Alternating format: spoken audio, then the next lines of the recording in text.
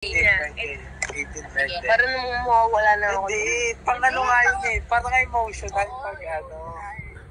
Daman-daman. Okay na? Yan, okay na.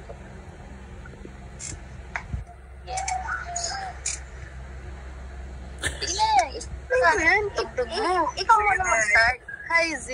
Tang-ina ka. Uy, tang-ina, naiyak ako. Zia, 18 years old ka na. Sana maabutan mo pa ako. Hindi. Sana maayos ka. Huwag kang tumulog sa mami mo. Malandi.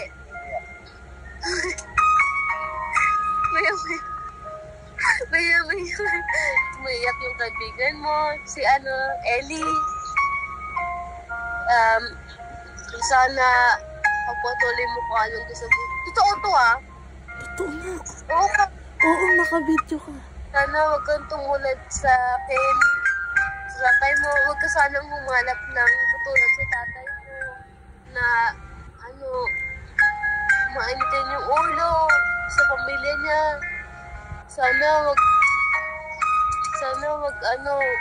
yung isang lang, circle of friends lang. Kagaya namin. Oo, kagaya namin. Sana mahal na mahal kita, Zia. Sana pagpatuloy mo lang lahat ang nakakaya mo ngayon. Mahal na mahal kita. Ayaw mo mamatay. Gago, naiyak na ako. Mahal na mahal kita. Ayaw ko sundan ka. Gago, ayaw ko sundan ka. Totoo lang. Tatay mo lang isang sundan ka.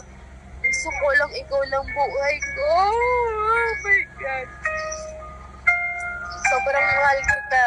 Huwag ka sanang magbago kung ilang taon ka na ngayon. Sana mahalin mo pa rin yung nanay mo. Huwag mo sagot-sagutin balang araw kasi gusto ko lang naman na mapaayos ka.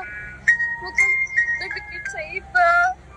Gusto ko mapaayos sa buhay mo. Maging honor ka. Gusto ko maging dancer ka. Gusto ko maging singer ka. Maging badminton player ka. Maging volleyball. Daming pressure sa bata. Hindi, kung ano lang doon. Basta, alam mo na mahal kita.